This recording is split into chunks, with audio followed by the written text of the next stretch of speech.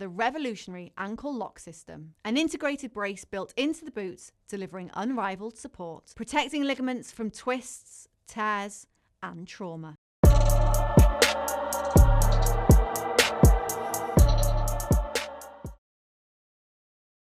I want to talk to you a little bit about this Jake Paul scenario. I think when I caught up with you last time in Vegas, we discussed the idea of a Jake Paul Anthony Joshua, and everyone was telling me, especially in England, it's bullshit, it never happened.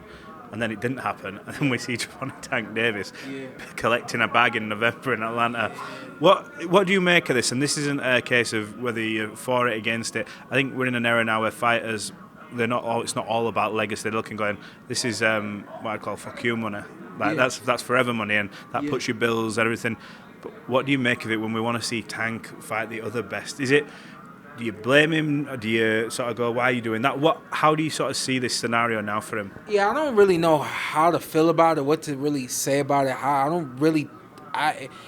only been asked this when it's presented to me. That's when I think about it, and I can't really come up with a good answer for it. In a lot of ways, it doesn't make sense to me. Of course, we know the size differential, and the list goes on from there. I don't know, man. I think we're entering a generation now, or a phase now where fighters, I don't know if it's fighters. I don't know if he doesn't care about the legacy, or if he feels like this fight doesn't matter. I'll get back to the legacy. I just don't know. This is truly not.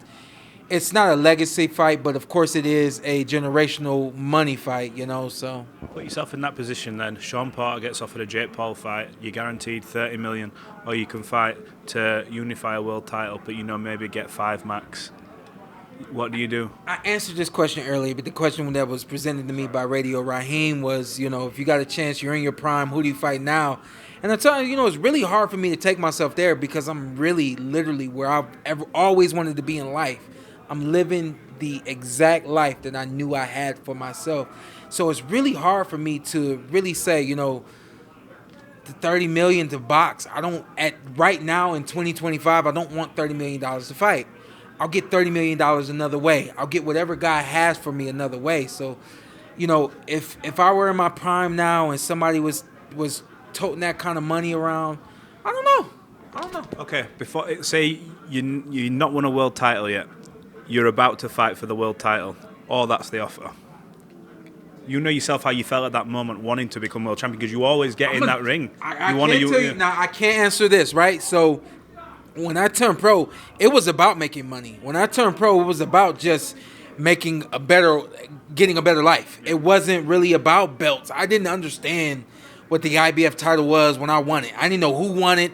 I didn't. I grew up doing it. I started boxing when I was 4 years old. So this is something that I just always did, and it was something that it kind of was a backup plan to college football. You know what I mean? Like, that sounds ignorant, but that was my approach to boxing, because I'd done it for so long. I kind of took it for granted, I guess. Yeah. And because I had so many God-given abilities, and I had a dad, God blessed me with a dad that just was like, I understand this business, and I'm not going to allow it to take advantage of you. My dad was literally shoving the business of boxing down my throat, and I was like, I don't want that. And he shoved it in my face so much that I finally picked it up and learned it before I retired. So before I have my world title, if this is thrown at me, I'd probably go for this, because in my mind, this is what I came for anyway, Well, look, it's been good catching up. Tune into the Porterway podcast. Sorry, I talk too much. No, absolutely not. You can keep this going all night. Tune into the Porterway podcast. There's always good content on there as well, and appreciate you giving us time. I got a question. How does this stuff do over there? Because I never see it. Am I doing good over there for you guys? Depends what you say. This one. Oh, shit. Yeah.